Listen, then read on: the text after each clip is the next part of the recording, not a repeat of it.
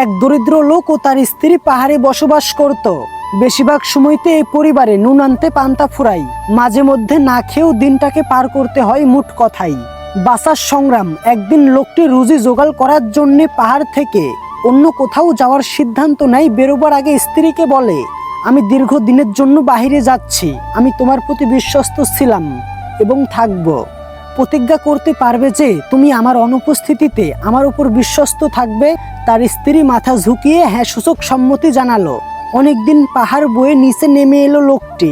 সত্য দিয়ে একটি দোকানে চাকরি নেই। সত্যটি হচ্ছে এরকম, পুরো উপার্জন কিংবা মজুরি মালিকের কাছে জমা থাকবে।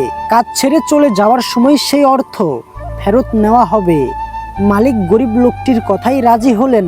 20 বছর পরে লোকটি আর কাজ করবে না বলে তার মালিকের কাছে তার সমস্ত জমানো প্রাপ্য টাকা ফেরত চাই। মালিক বলল, তুমি টাকা নেবে নাও, কিন্তু টাকা নেওয়ার পরে আমার 3টি উপদেশ মনে রাখবে। তুমি স্বাধীন, হয় আমার উপদেশ মানবে, নয়তো তোমার 20 বছরের পারিশ্রমিক ফেরত নেবে। কোনটা? লোকটি 2 দিনের সময় নিয়ে অনেক ভেবে চিনতে বলল, আমি আপনার 3টি উপদেশ চাই, আমার প্রাপ্য টাকা দিতে হবে না। মালিক বলল, তাহলে কথাগুলো মনোযোগ দিয়ে শোনো এবং মাথায় রেখো। উপদেশ 1, কখনো সংক্ষিপ্ত কিংবা শর্টকাট রাস্তা বেছে নিবে না। শর্টকাট কাজ করা সহজ হলেও লম্বা সময় নিয়ে কাজ করা অধিকতর উপকারী।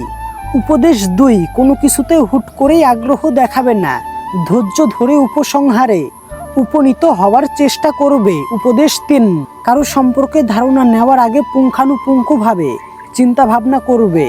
এরপরে মালিক লোকটিকে 3টা পাউরুটি দিয়ে বলেন, এই রুটিটা খাবে রাস্তায় ভ্রমণকালে, আর এই বড় 2টা রুটি খাবে বাড়িতে গিয়ে স্ত্রীর সঙ্গে। মালিকের উপদেশ মনে রেখে লোকটি তার দীর্ঘ ও ক্লান্তিময় সফর শুরু করে। পথের মধ্যে একজনের সাক্ষাতে জানতে পারে এই পথে যেতে যে সময় লাগবে, বিকল্প পথে লাগবে তার চেয়ে অনেক কম সময়। আর যেহেতু 20 বছর ধরে সে তার স্ত্রীকে দেখে না, সেই জন্যে বেশি সময় নষ্ট করা তার জন্য ঠিক হবে না। লোকটি প্রথমে রাজি হলো, কিন্তু পরক্ষণে মালিকের উপদেশ এক স্মরণ করে দীর্ঘ পথে বেছে নিল। পরে জানতে পারে যে সংক্ষিপ্ত পথে একটা ভয়ঙ্কর প্রাণী ছিল যা তার প্রাণ নিয়ে নিতে পারত। সফরের এক সময় রাত্রি যাপনের জন্য লোকটি একজন মহানুভব মানুষের সাহায্য গ্রহণ করল। অনেক রাতে একটা গোংরানির শব্দে তার ঘুম ভেঙে গেলে সে খুব আগ্রহ নিয়ে কি ঘটেছে সেইটা দেখার জন্য যায়। হঠাৎ মনে পড়ে মালিকের দেওয়া উপদেশ 2, হুট করে আগ্রহ দেখানোর ফল ভালো হতে নাও পারে। সত্যিই তাই, সকালে আশ্রয়দাতা জানালো যে রাতে এই বাড়িতে একটা বাঘ ঢুকেছিল।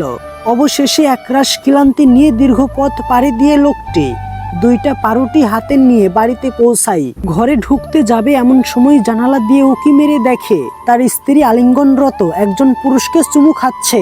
রাগে ক্ষোভে বিধ্বস্ত ক্লান্তিতে লোকটি তার স্ত্রীর প্রতি ঘৃণা ভরে চিরতরে বাড়ি ত্যাগ করার সিদ্ধান্ত নেয়। আবার তখনই হঠাৎ তার মনে পড়ে মালিকের উপদেশ 3, কারো সম্পর্কে ধারণা নেওয়ার আগে পুঙ্খানুপুঙ্খভাবে চিন্তা ভাবনা করবে। তাই লোকটি বাড়ি ছাড়ার আগে তার স্ত্রীর কাছে জানতে চাই কেন তার স্ত্রী তার প্রতি বিশ্বস্ত থাকার প্রতিজ্ঞা করেও বিশ্বাসঘাতকতা করল, অথচ সে তো সেই আগের মতোই বউকে ভালোবাসে। দরজায় কড়া নাড়তেই তার স্ত্রী দরজা খুলে দিয়ে তাকে জড়িয়ে ধরতে এগিয়ে আসে। লোকটি তাকে কাছে ঘেঁষতে দেয় না। আমি শুধু জানতে চাই, তুমি আমার অনুপস্থিতিতে অন্য একজন পুরুষকে চুমু খেয়ে আমার সঙ্গে বিশ্বাসঘাতকতা করলে কেন? কই, আমি তো ওরকম না, আমি তোমার জন্য 20টা বছর ভেবে ভেবে কাটিয়েছি, লোকটি বলল। তার স্ত্রী বলল, ঘরে এসো, সবকিছুই খুলে বলছি। না, তার আগে আমার নিজ চোখে দেখা এই মাত্র ঘটে যাওয়া অপকর্মের ব্যাখ্যা চাই। আচ্ছা ঠিক আছে বলছি, তুমি যখন বাড়ি ছেড়ে চলে গেলে তখন আমি সন্তান সম্ভব না, আর এখন আমাদের একটা 20 বছর বয়সী ছেলে আছে। দূর পাহাড়ে কাজে যাবে বলে তাকে চুমু খেয়ে দোয়া করছিলাম। আনন্দ অশ্রু নিয়ে 2 জনে পাউরুটিটা ভাগ করে খেয়ে বসলো। রুটি ছিঁড়তেই দেখে মালিক তার পাওনা সম্পূর্ণ অর্থ সেই রুটির ভিতরে গুজে দিয়েছে। এখান থেকে আমরা একটাই শিক্ষা পাই, হুট করেই কখনো কোনো সিদ্ধান্ত নেওয়া ঠিক না, ভেবে চিন্তে জেনে শুনে তারপরে নিতে হয়।